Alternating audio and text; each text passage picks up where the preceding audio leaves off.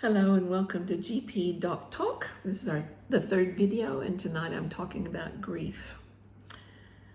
Not the happiest subject to be talking about, I realize, but I think many people don't understand the profound effects of grief. And so what I'm trying to counter is many people come into my clinic saying they're not coping because we don't understand what grief looks and feels like. So that's what I'm trying to inform you of tonight. The definition of grief is that an event happens that is overwhelming so that you can't continue to function as usual. Your emotions are overwhelmed. There's different phases of grief. There's lots of literature about this, so these aren't my original thoughts, but there's the denial phase where, oh no, it can't be. And then there's sort of the anger phase, and that how could it have happened? How could that be? And somebody's at fault sort of thing. And then there's sort of the bargaining phase where if only we'd done that or that. And then of course the depression phase. The acceptance phase is sort of the final stage that's considered, but can be a long time before you get there. Those first few stages, you might do them all in a day, over and over, or you might get stuck in one or the other for a long time. Many people get stuck in anger for a very long time, or obviously the depression for a very long time. The time frame for grief is quite long. So I'm going to focus primarily on the death of a loved one, but there's obviously a wide range of reactions in between. Often for those, I'll talk more about what it looks like. So grief, by definition, is overwhelming. So your brain feels like it's going to explode. You can't breathe, you can't eat, your body hurts. In one study, they talked about it being more painful than a broken bone. It just hurts to go through the mechanisms of the day. You can often quit, showering, or quit washing your clothes, or sometimes you can't even get dressed. So there's just that loss of functionality in your life. The time frame often is the first 3 months. You just barely survive. It just feels like life can't go on because it hurts so bad. But life does have its way, and it does go on. Between the 3rd and 6th month, you start to sort of take on the manner of returning to life. Like you might say, return to work, but you're a little bit physically there, but you're not mentally or emotionally there. So that 3rd to 6th month is sort of trying to get back into the motions of life, but you're not emotionally there.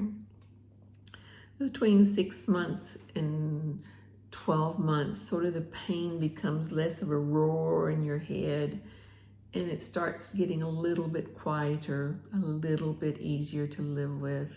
And there is something profound about the 1 year mark, because then you'll have gone through all the significant events, like the first birthday, the first holiday, the first everything. And so often that is a significant transition point.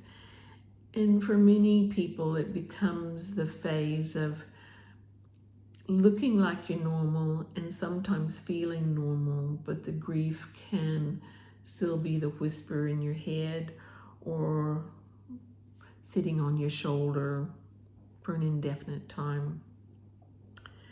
I think for couples, it can be sometimes very difficult because you potentially grieve in different ways. So maybe one of you will be crying nonstop, and maybe one of you is gone quiet, can't cry or talk. Either way is fine. That's that individual's way of coping, and whatever works for them to survive is fine. Some people have to do it physically, working through it, so they may literally go out and build something in the shed or work on the farm or do sort of those things, because it's that motion of movement that helps them get through coping. all those are normal ways of doing it, because we're talking about being overwhelmed, and whichever way helps you survive is okay for you. The one thing that can get worrisome is that you can think about dying. You can say, I don't want to go on. And in many ways, that's your body's way of saying, this is so overwhelming, my brain and body can't function anymore, and I just want it to end. There can be a fine line between those kind of feelings and actually being suicidal.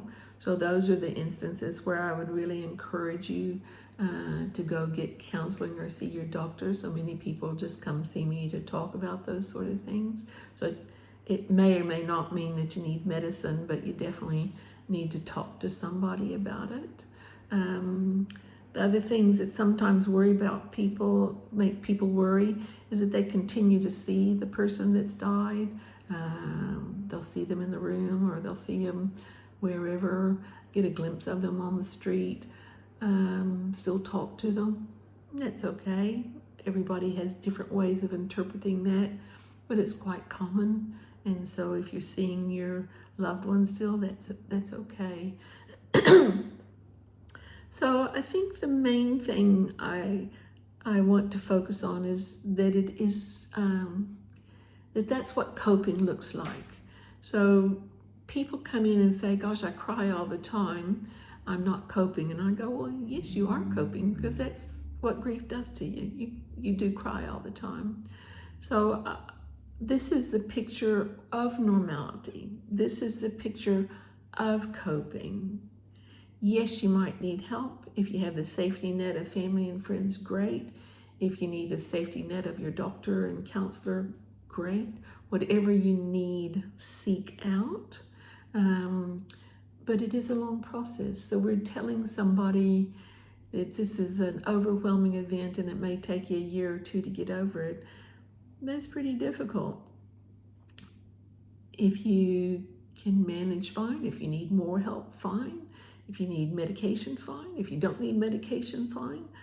It's whatever suits your individual situation and helps you get through.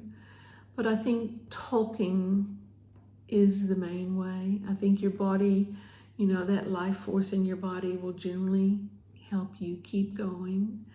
I think that there's a phrase that I always like to quote that says, tears form the river that carry you to where you need to be, and when you quit crying, you're where you need to be.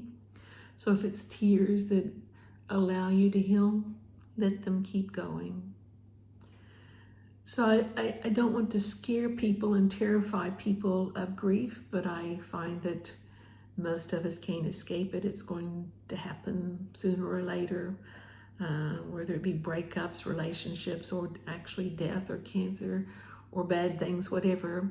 Most of us can't escape grief for their whole lives. So I think sometimes knowing a bit more about it, what it means, and that coping is understanding that this is the process.